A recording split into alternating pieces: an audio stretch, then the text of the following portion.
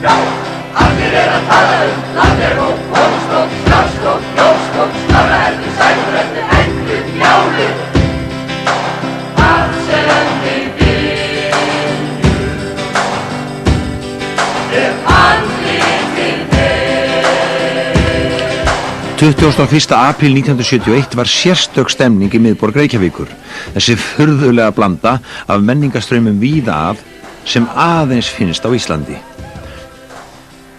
Tæplega 20.000 manns fylltu hafnarbakkanum miðbæinn í Reykjavík til þess eins að taka á móti 2 bókum. Þetta ekki einstakt og það voru einstakir tímar. Það var gerbreyttur, klæðaburður, hippamenning, friðarboðskapur, blóm, ást, andof, rokk og bítlar og ungt skólafólk fór í hópum götunar og söng íslenskan handritasöng við lag John Lennons Give Peace a Chance.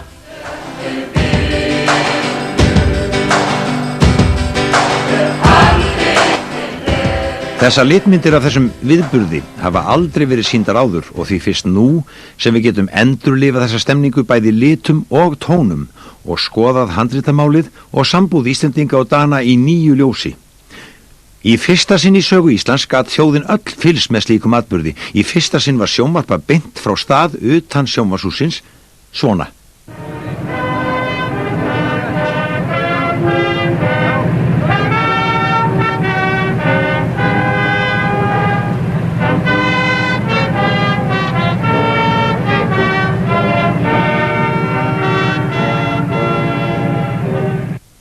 Viðstaddir upplifðu ræðurnar og herlegheitin í lit, en allir aðrir landsmenn í svart-hvítu, allt frá hafnarbakkanum til stóra augnabliksins í Háskólabíói. Veist ef við nátt, far þú að finna oft, því að hrísi vex og háu grasi vegur þess vætki tröður. Verð ætíð velkomnir til Íslands, landvættir munu fagna yður.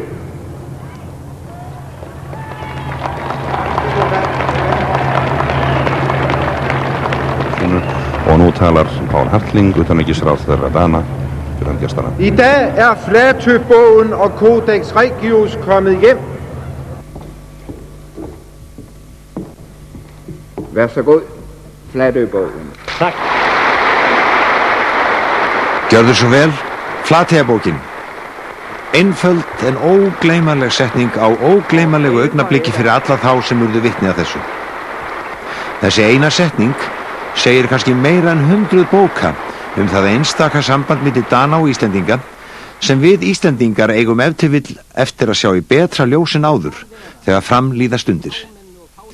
Þessi atburður á sér ekki hliðstæðu í samskiptum þjóða og þegar Hæstiréttur Dana hafði lýst blessun sinni 5 árum áður yfir samþykkt danska þingsins í málinu, lauk Gylfi Þ. Gíslason menntamálaráðherra sjónvarpsávarpi sínu til dönsku þjóðarinnar í danska sjónvarpinu med þessum orðum.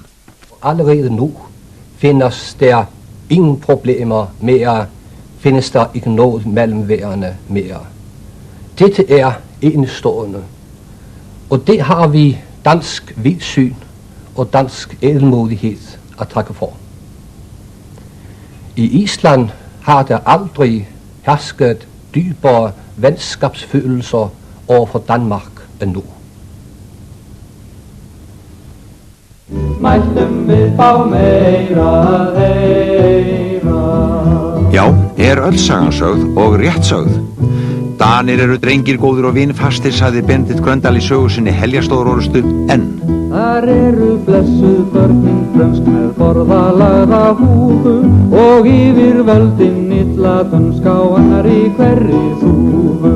Hættu nú herra. Yfirvöldin illa dönsk á annarri hverri þúfu og djöfullin danskur, þetta hafa menn sagt. En var þetta svona? Já, samkvæmt þeirri Íslandssögu sem að þorri íslensku þjóðarinnar hefur sinn fróðleg úr samband okkar við Dani, þá er þetta ekki neitt, vafamál. Dönsk kúgun að sama hvar þessi flett, dönsk kúgun, aðal atriðið. Setningar það að Íslendingar hafi að einhverju leyti átt sök á sínu eigin böli, eru svo fáar að þær drukkna. Sú Íslandssaga sem þorri þjóðarinnar hefur alla sinn fróðleg úr samband okkar við Dani var skrifuð í byrjun þessarar aldar. Þá vorum við enn ekki sjálfstæðir, hún er frábærlega vel skrifuð og gerði mikið gagn þá. Nú að koma ný öld. Það þýðir ný saga. Hættu nú herra, hér mun koma verra sem þér betra þegja en segja Nei, nú þegja menn ekki þetta og yngri kynslóður Íslendinga hafa reyndar sinn lærdóm úr bókum Gunnars Karlssonar sjálfstæði Íslendinga. Þar eftir föngum reynt að þræða veg vísindarlegra, sagnfræðilegra vinnubragða. En samt sem áður síðustu árin hefur margt enn nýtt komið fram sem við ætlum að líta á síðar í samhengi við sögu handritamálsins og handritin sjálf og þá spyrjum við spurninga eins og þessarar. Í augum flestra Íslendinga er 17. júní 1944 mesti hamingjudagur þessara þjóðar. En er hugsanlegt að sé til aðri dagar sem hafa ekki verið síðri hamingjudagar? Til dæmis dagurinn sem það var ljóst að Hinrik VIII yrði ekki konungur Íslands, eða við kæmust ekki undir þýsk yfirráð, eða jafnvel sá dagur 1380 þegar að við hófum samferð okkar á sviði þjóðana með Dönum. Já, sumir ganga svo langt að segja að ef við hefðum til dæmis lent undir stjórn Breta, þá værum við nú hvorki sjálfstæðir né töluðum íslensku og værum auk þess bæði færri og fátækari og örugglega án handritana. En hvað svona slæmt við að vera án þeirra? Það hefur verið sagt það sem er í þessu húsi, að það verði ekki metið til fjár og að án þess væri við Íslendingar ekki sjálfstæð þjóð. Íslendingar hafðu veglegt og traust hús tilbúð fyrir handritin þegar þau byrjuðu að berast 1971. Af 2500 handritum fengu Íslendingar 1800. Hér eru dýrgripirnir. Í undarlegu rökkri, dregin tjöld fyrir glugga, en það er ekki ástæðulausu. Þá þarf að varðveita vel. Venjulega eru þau geymd í myrkri og við rétt raka á hitastig og það er aðeins við sérstök tækifæri sem þau verðmætustu eru höfð til sýnis eins og nú þegar Stefán Karlsson, forstöðumaður, opnar þessa leyndardóma. Þau voru flest rituð fyrir 600 til 800 árum og hafa að geyma mikinn hluta af sagnabrunni norrænnar germanskrar menningar. Dæmum heimsþekta list sem ausið hefur verið upp að brunni handritana eru tónverk Richard Wagners, svo sem þetta fræga stef Valkyrjureiðin.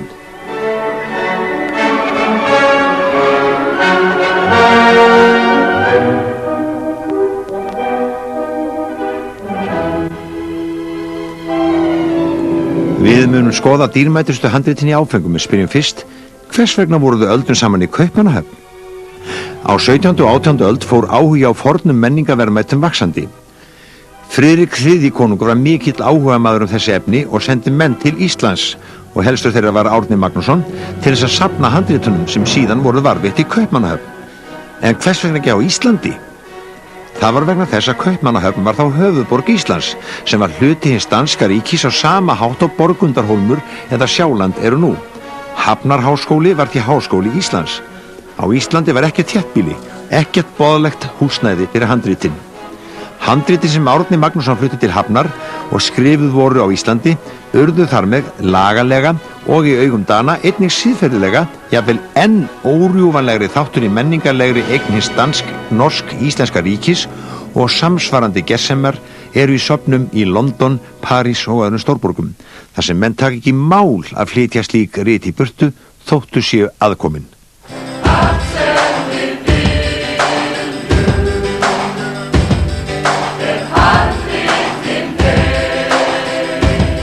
Já, fyrstu kröfur þetta voru settar fram 1930 og svo aftur eftir 1944 en mörgum Dönum sárnaði þá sambandsslitin og töldu fráleitt að senda handritin til Íslands og skildu ekki kröfur Íslendinga. En aðrir Danir skildu okkur betur og einn þeirra sagði Óðni Jónsson í Kaupmannahöfn frá því hvernig augu hans lukust upp. Bent Skó, sem nú forstöðumaður alþjóðlegu fréttamiðstöðvarinnar í Kaupmannahöfn, kom sem ungur blaðamaður til Íslands árið 1952 og honum fannst sko ekki ástæða til að senda handritin upp á útsker þetta. Hann lenti á síldarballi á Siglufirði þar sem var mikið á grottalegum íslenskum og norskum síldarsjómunum og drykkjusviðirnir ekki beint upp á danskan móðin. Der blev stemningen utrolig høj, og der var nogen, som havde drukket en anden slags Coca-Cola end den, som jeg fik. Og imellem dem var der en islandsk, stor, solid fisker, som stod foran mig ved mit bord pludselig, og så på mig lidt svejende, da Coca-Cola må gøre noget for islændingen, som den ikke gør for danskere. Og han fokuserer sig på mig og siger, er du nordmand? Og der begik jeg mit livs fejltagelse. Jeg sagde, nej, jeg er dansk. Så blev han med et slag ædru. Så tog han mig i jakkeopslaget og løftede mig ud af stolen og sagde, vi vil have de håndskrifter. Og så lod han mig falde ned igen. Derefter drog jeg hjem til Danmark og skrev en ledende artikel til de socialdemokratiske aviser i Danmark, at udleveringen i Island var et folkekrav, som man burde følge. Margir áhrifamiklir Danir skildu Íslendinga og Sigurður Nordal, sendiherra, taldi þá helstan þeirra vera Hans Hedtoft, forsætisráðherra Dana. Honum var þetta hjartans mál sem var barðist fyrir af alefli bæði innan síns flokks og utan hans. Og eftirmenn hans hafa lítið á þetta sem eins konar erfðaskyldu, skyldu við minningu hans að koma þessu máli heilu í höfn. Sigrún Davíðsdóttir hefur skrifað bók stjórnmálalega hlið handritamálsins sem varð mikið hitamál í Danmörku og segir að Hedtoft hafi talið handritamálið geta orðið prófstein á það hvernig Norðurlandaþjóðirnar leystu deilumál sín á friðsamlegan hátt. Í öðru lagi þá áleit hann á þessum tíma að það stæði einhvers konar barátta sál Íslands milli Norðurlandana og Bandaríkjana þar sem Ísland væri tvístígandi og það fannst honum tilvalið og upplagt að nota handritin og skil þeirra til þess að tengja Ísland sterkari böndum við Norðurlöndin. Að hugsa sér þetta var deilt, ekki ljós og falleg handrit eins og í mörgum frægum söfnum, heldur voru ritin sem Íslendingum voru hjartfógnust, dökk og velt. En einmitt þetta sýnir sérstöðu íslensku handritana. Allir gátu lesið þau og skilið af því að íslenska málið breytti svo lítið, gagnstætt því sem var hjá öðrum þjóðum. Og þessar gömlu bókmenntir okkar, þær héldu sínum vinsældum gegnum aldirnar, þá hefur hvert einstakt handrit verið á milli handana á svo mörgu fólki. Þannig að það má segja að þessi óhreinindi á blöðunum segja okkur ákveðna menningarsögu, dökkt handrit hefur greinilega verið mjög vinsælt. Já, skíturinn vinsældamerki, en auk þess voru húsakynni Íslendinga léleg. En byrjum á að skoða eitthvað af því allra helgasta. Hér nú fyrst Landnámabók og Íslendingabók Ara Fróða og svo næst. Þessi dökk. Þessi dökk, já, þetta sögubók sem greinilega hefur verið mjög vinsæl.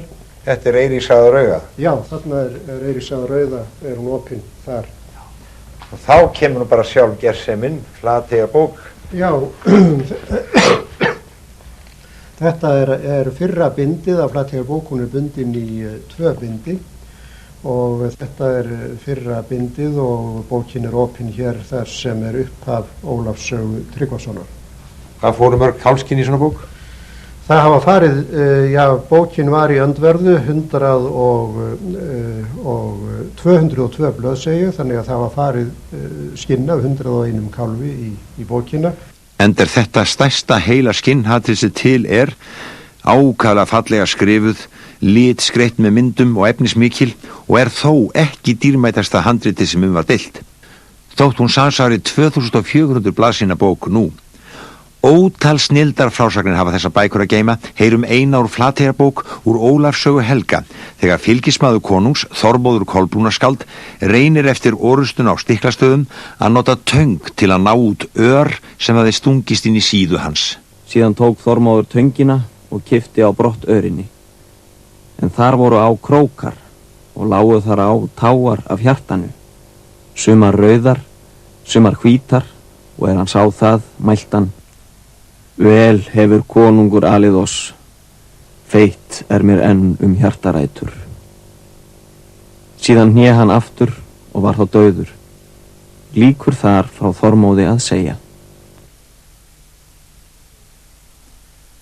1954, uppistand í handritamálinu. Júlíus Bomholt, menntamálaráðherra Dana, mótaði hugmyndum að handritin yrðu sameign Íslendinga og Dana.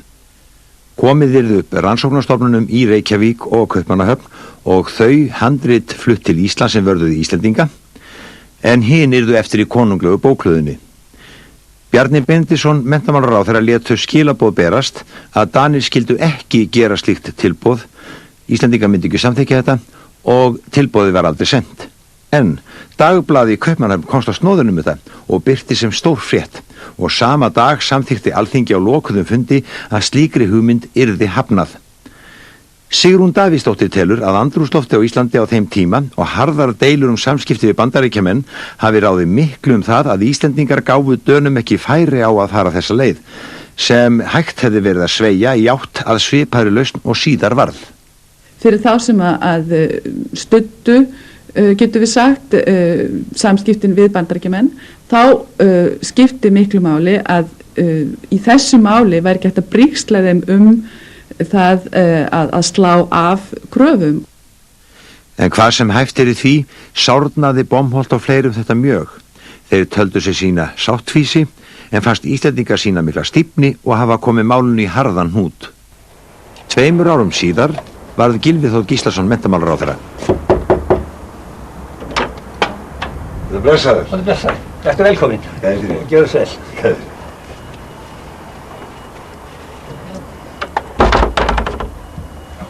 Eitt fyrsta málið sem ég hreyfði í ríkisstjórn Hermanns Jónassonar sem mynduð var sumarið 1956 var hvort ekki verið tímabært að taka upp viðræður við stjórnvöld í Danmörku handritamálið. Þegar samkomulag var það stakk ég upp á að þessi yrði farið að leit við dönsku stjórnina að mynduð yrði nefnd danskra og íslenskra stjórnmálamanna til þess að fjalla málið og skildi málflutningur Íslendinga ekki byggjast á því að við ættum kröfu til afhendingar handritanna, heldur hinu að hér væru menningar og þjóðernismál að ræða. Miðaldabókmenntir Íslendinga væru hluti af íslenskri þjóðmenningu og í raun og veru gætum við ekki talað okkur að hafa öðlast fullkomið sjálfstæði fyrir en handritin væri komin þangað þar sem þau hefðu verið skráð. Gylfi segist hafa lagt kapp á samráð við stjórnarandstöðunumálið og sjálfstæðisflokkurinn féllst á að tilnefna mann í slíka nefnd. Gylfi þekkti mjög vel danska ráðamenn og nýtti sér það. Hann hitti H.C. Hansen, forsætis- og utanríkisráðherra Dana haustið, sem sagði að máli væri enn mjög viðkvæmt og að stjórnarandstöðuflokkarnir dönsku neituðu að tilnefna fulltrúa í nefnd málið. Danska stjórnin kvaðst hins vegar sjálf reiðubúin að ræða málið.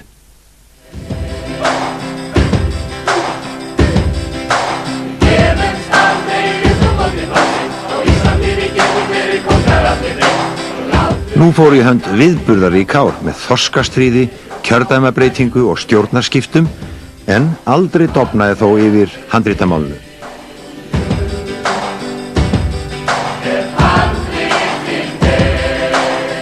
Í 1959 var skipun 5 manna nefnd til að vinna með íslensku ríkisstjórninni og tilnefndi hver þingflokkur sinn mann í hana.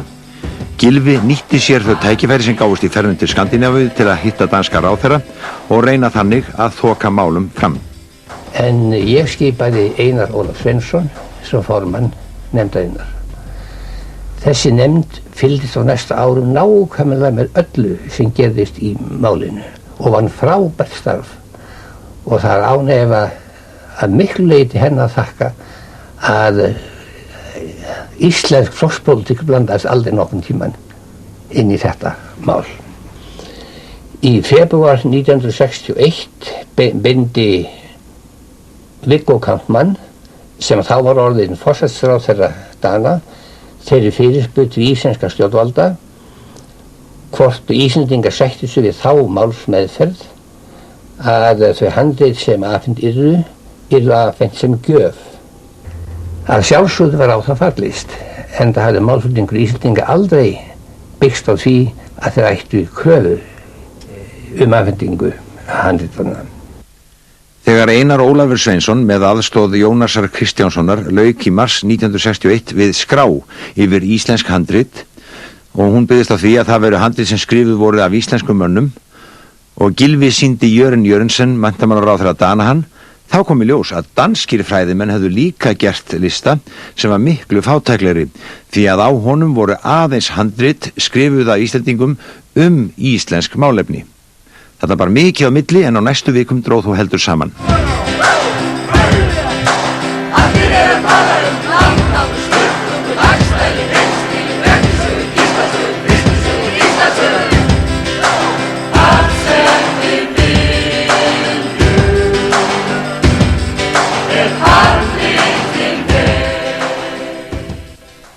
Danir féllust á það að afhenda fleiri handrit en þau sem eingöngu varði Ísland. Og á Íslandi var samkomulag það að sanngjarnt væri að eftir yrði í Kaupmannahöfn hópur safn heillegra handrita til minningar þá fjársjóði sem að Danir hefðu varðveitt í aldir. Viggo Kampmann, forsætisráðherra Dana, boðaði nú til lokafunda 17. og 21. apríl lagafrumvarp afhendingu handritanna. Í pottinum voru 2500 handrit en nú strandaði allt í einu á aðeins 2 handritum sem voru orðið mikilvægar en öll hindi samans. Þetta voru Flateyjarbók og Konungsbók Sæmundar-Eddu og hart deilt þau. En hver þessi Konungsbók Sæmundar-Eddu sem merkilegust og dýrust þeirra allra, útilokaða metanandi fjár? Þetta bóki sem hrífur menn mest. Já, þetta Konungsbók Eddukvæða sem bæði elsta og merkilegasta Eddukvæða handritið því að sum kvæðin og reyndar mörg þeirra eru aðeins varðveitt í þessu handriti og svo í ungum uppskriftum sem frá því eru runnar. Og hér eru samankomin bæði goðakvæði og hetjukvæði. Þessi litla bók, þetta ómetanlegur arfur allra norrænna þjóða og þar með talin menningararfur stórþjóðanna Breta og Þjóðverja? Já, það má segja það því að í þessum kvæðum eru samankomnar hugmyndir bæði heiðin goð og germanskar hetjur frá þjóðflutningatímanum sem hafa verið kunnar af frásögnum í einhverju formi í öllum þessum löndum. Ekki furða þóttu Danir hikstuðu aðeins á þessari bók.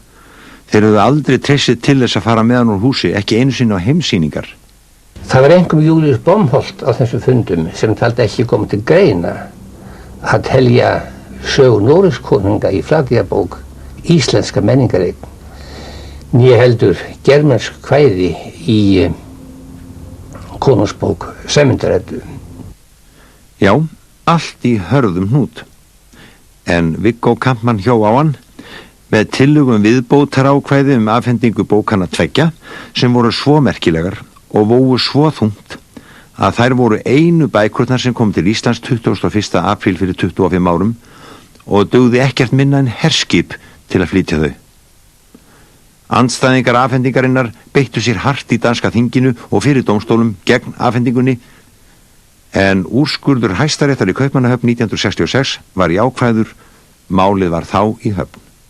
Hér í Konungsbókhlöðunni í Kaupmannahöfn voru varðveittar 2 helstu gersemar íslenskra handrita, Konungsbók Eddukvæða og Flateyjarbók.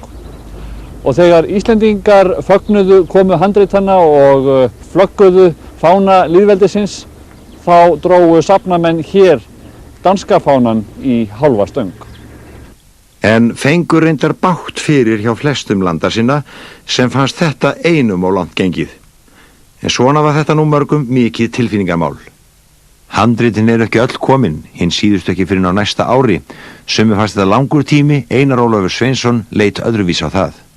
En annars eru það smámunir, þjóð sem á að lifa aldir, 25 ár eða 10-25 ár ekkert.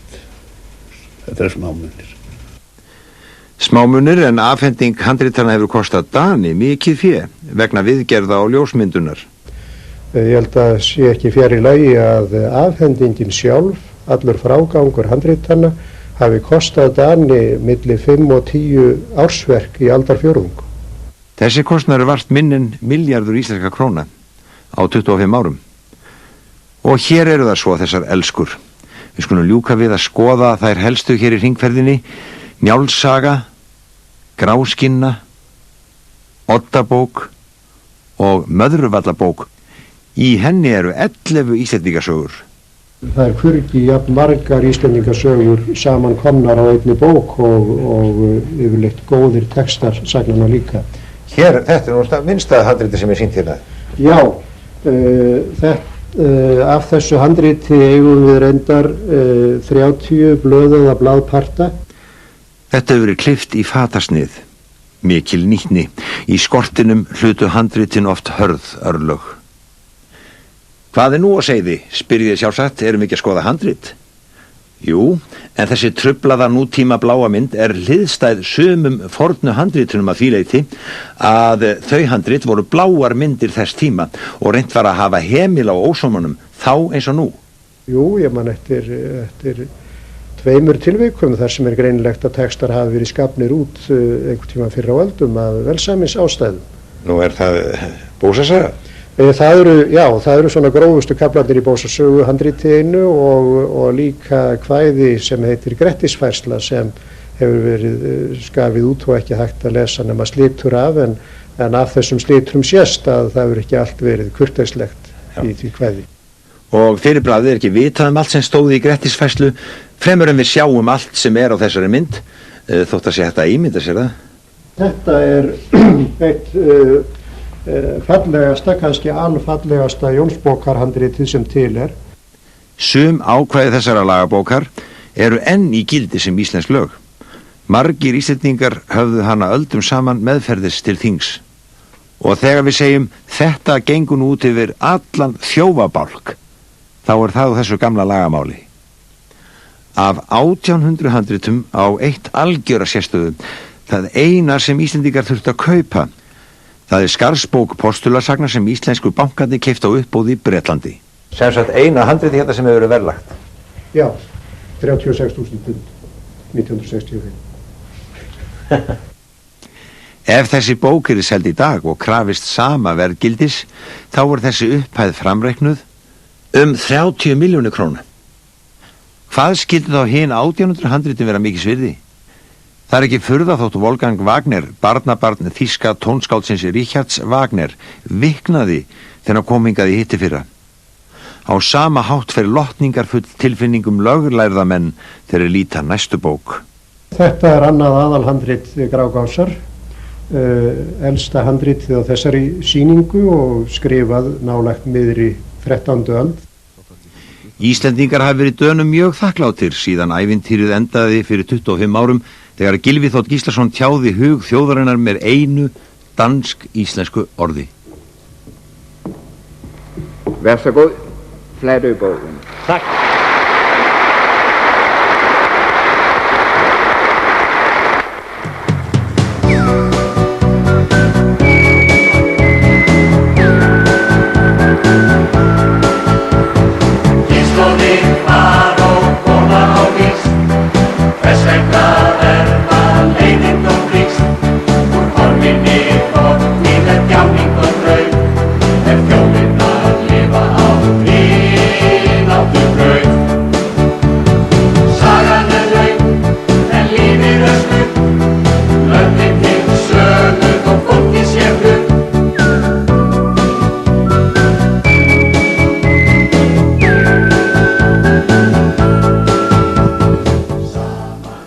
Danir virðast nú gera sig ánægða með þau 600-700 handrit sem voru skilin eftir í Kaupmannahöfn. Hér í byggingum Hafnarháskóla á Amager er Árnasafn, stofnun Árna Magnússonar til húsa, það sem varðveitt eru þau íslensku handrit sem ekki var skilað til Íslands. Og göngum nú inn í þetta mikla safn með norskum, sænskum og dönskum handritum. Þarna eru sögur sem eru samdar í Noregi en skrifaðar á Íslandi og líka bækur sem eru bæði skrifaðar á Íslandi og íslensk málefni. Þetta er Reykjabók sem er elsta handrit að Njálssögu, íslenskt handrit frá því 1300. Þau eru ekki öll stóri í sniðum handritin sem hér eru varðveitt. Hvað eru við með hér? Þetta er það sem heitir duodecimo handrit, það er að segja frekar lítið. Þetta er handrit frá því 1500 og hefur að geyma Margrétarsögu. En Bent Skó segir að Bretinn David Wilson, safnvörður í British Museum, andvarpi alltaf og hristi höfuðið þegar þið hittast og fara að tala það þegar Danir sendu handritið til Íslands og segi How could you do it? Hvernig gátuð þið gert þetta? En eru einhver þegar handritið nú í Hárnarsafni í Kaupmannahöfn sem við sjáum alveg sérstaklega eftir? Og ég skal játa það að ég sá eftir hverri tullu sem við fengum ekki og við mun alltaf gera. En það var nú að gera einhvers konar málamiðlun og ég held að það sé nú eigi nú við sem að Vestergaard Nielsen sagði einhvern tíman mæðilega og stundi við á fundi því ég hef nú fengið allt það besta. Já, þannig að það nú líka vera, sagði ég. En stendur að skýrum stöfum að við eigum beinlínis handritin sem komu heim? Nei, það er áreiðanlega ekki. Þetta þurfti nú alltaf lítið heldur sakleysislega út til þess að Danir gætu komið þessi gegn á þinginu hjá sér og samkvæmt lögunum þá er það hluti af Árnastofnun eða Árnasafni sem fluttir í Vörsluháskóla Íslands. Mættum við fá meira þeim. Við erum búinir að þakka Dönum fyrir handritinn, en hvað aldirnar sem við vorum í konungssambandi við á? Okkur hefur hingað til verið annað ofar í hugan að þakka en fyrir þær fór helviðu. Á einum stað býr einnig fólk sem alltaf vantar brýni. Það lifir þar á mís og mjólk en mest á brennivíni. Æ, hvaða skrambi, ætlir standa á pampi. Já, þarna er okkar harmasaga lifandi komin, brennivínsvandinn. Konungur lögbauð hámarsverð á mjöli og dönsku einokunarkaupmennir töpuð á að selja það og freistust á til að selja okkur lélegt og skemmtmjöl og sem mesta brennivíni sem við grætt á. Menn er á einu máli að einokunarvesturinn var eitt vestaböl þjóðarinnar, en hún var ekki uppfinning Dana, heldur neyddustu til að laga sig að svonefndri búauðkistefnu, hagkerfi sem réði ríkjum í Evrópu á þessum tímum, og á tímum stórvelda og einvaldskonunga var sjálfstæði Íslendinga hvort eð er útilokað. Nútíma sagfræðingar gefa talsvert aðra mynd af þessum öldum heldur en við höfum úr okkar lærdómi. Hér er til dæmis dæmi Svíinn Harald Gustafsson með bók sem heitir Milli kongs og almúga embættismenn, ákvarðanir og áhrif á 18. öld á Íslandi. Gustafsson fer þá leið að rannsaka árangur starfs svonefndar landsnefndar sem konungur sendi til Íslands árið 1770 til þess að gera úttekt og tillögur til eflingar þjóðarhags. Öll skjöl liggja fyrir, nöfn valin kunnra og áháðra nefndarmannanna, verksvið og umboð nefndarinnar sem var víðtækt, verkefni á ýmsum sviðum í 15 liðum og ábendingar og tillögur sem nefndin fekk á ferðsinum landið. Í grófum dráttum skiptist íslenska bændasamfélagi í tvennt, annars vegar yfirstétt embættismanna og landeiganda en hins vegar almúgan, bændur, vinnuhjú og þurfalinga. Höfuðatriði sem mörgum vill gleymast er að 95%, aðtugum það, 95% bænda voru leiguliðar. Á einum stað býr þrifin þjóð með þvegið hár og skjanna við húsbændurna holl og góð sem 100 dæmi sanna. Við húsbændurna holl og góð sem 100 dæmi sanna. Þetta var kjarninn í íslenska þjóðfélaginu að dómi Gustafsson. 95% bændalandsins urðu að sína húsbændur sínum hollustu í hvívetna og fyrir þessi 95% skipti kóngurinn í Kaupmannahöfn engu máli, né tilraunir hans til að efla þjóðarhag, svo að hann fengi hærri tekjur á landinu.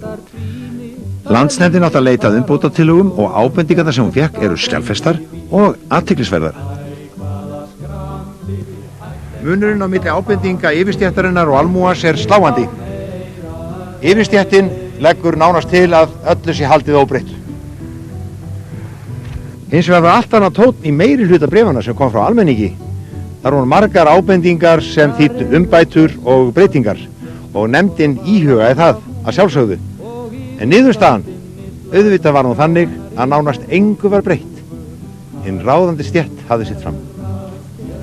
Gústafsson segir að yfirstéttin á Íslandi hafi ekki þurft að borga skatta í sama mæli og danski aðallinn, ekki þurft að hlíta herþjónustu eins og hann, og synir og skjólstæðingar íslenska aðalsins hafi notið sérréttindi í háskólanum í Kaupmannahöfn. 1770 var ætlun konungs að breyta þessu, en hann fekk nánast engu áorkað.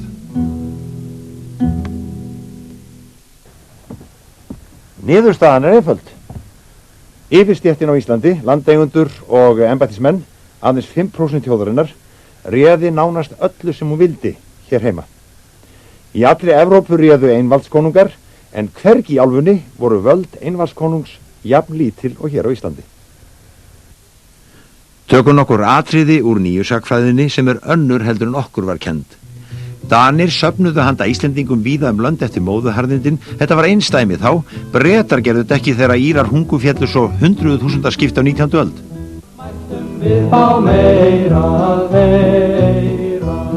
Við lok þjóðveldis, siðaskiptin og einveldis hillingu völdu íslenski samningamenn sem hafa fengið á sig landráðarstimpil skástakostin af mörgum vondum.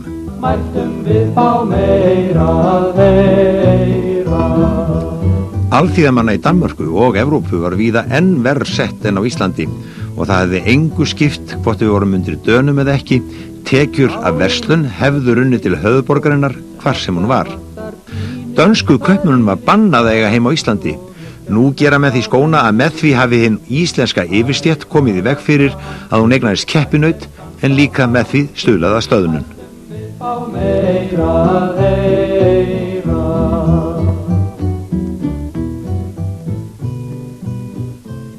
Ein af eftirminnilegri sögunum sem við lærðum í okkar barnaskóla lærdómi baráttu okkar við danska kúgun var sagan Skúla fógeta. Íslendingi sem líkt og rís upp miðja 18. öld og fer að slást við Dani. En Skúli braust til valda á vegum danskra umbóta sinna og konungs, öðruvísi verða ekki hægt, og hann átti í höggi við íslenska andstæðinga fyrst og fremst, en þeir leituðu stuðnings danskra samherja gegn honum. Á hinum myrku öldum sambúðar Íslendinga og Dana var drekkingarhylur aftökustaður. Það var ekki alvont að sumar æðstu stofnanir landsins væri í Kaupmannahöfn, til dæmis Hæstiréttur. Af sögunum að ráða að oftsinnis hafi Hæstiréttur komið í veg fyrir dómsmorð. Við skulum nefna eitt af mýmörgum dæmum þetta. Bjarnar Kolbeinsson í Rekavík á Hornströndum sem dæmdur var til dauða á Íslandi. Hann var að rekast í sínu máli í 16 ár. Það endaði með því að Hæstiréttur í Kaupmannahöfn nánast sýknaði hann. Hann þurfti aðeins að afplána létta refsingu hér í fangahúsinu við Arnarhól. Það er ekki lengra síðan en 1857 sem Hæstiréttur Dana breytti íslenskum dauðadómi og hann sýknaði Skúla Thoroddsen sýslumann á Ísafirði fyrir tæpri öld. Íslenski ráðamenn komust ótrúlega langt í því í skjóli fjarlægðar að fara sínu fram. 2 dæmi. Mörgum útlendingum sem góðu til landsins finnst aftökustaður Jóns Arasonar biskups og sona hans það merkilegasta sem við sjá á Íslandi. Ekki Gullfoss og ekki Geysir. Og hvers vegna? Jú, þeir segja að þetta er alveg ótrúlegt. Kaþólskur biskup og synir hans. Hvernig komust Íslendingar upp með þetta? Annað dæmi kristni og heiðni, Snorra Edda. Hvað var nú þessi höfðingi að gera meir en 200 árum eftir að kristni var lögtekin? Að skrifa þennan heiðindóm. Hans hugsun er náttúrulega að segja þessa goðafræði til þess að skáldin fari rétt með þær kenningar sem Sigurður var að nota í skáldskap og haldið áfram að nota þetta heiðna myndmál í skáldskapnum löngu eftir kristnitöku og fram á okkar öld í rímunum. Nýjasta niðurstaðan í sagnfræðinni, kúgun Íslendinga var mest innanlands, en saman dreymdi bæði rík og fátækum sjálfstæði. Það var komið í veg fyrir að hér risi velmegandi borgarastétt höll undir útlend vald í útlendum þorpum sem á Íslandi. Hún hefði kannski staðið í vegi fyrir sjálfstæði okkar þessi nýja stétt, eða eins og Nóbelsskáldi lætur Arnars Arneus Árna Magnússon orða það í Íslandsklukkunni. Þeir íslensku mundu þá í hæsta lagi verða feitir þjónar þýsks leppríkis. Feitur þjón er ekki mikill maður. Barður þræll er mikill maður, því hans brjósti á frelsið heima. Danir voru fjarlæg smáþjóð. Þeir voru kannski ekki sömu aðstöð og stórveldi til að ráðskast með okkur og gera okkur að hundflötum þjónum. En það kom fleira til sem glögglega kom fram í handritamálinu. Danir sýndu öðrum þjóðum göfumannlegt fordæmi hvernig hægt að leysa hinni viðkvæmestu deilmál með góðvild og þeikskap.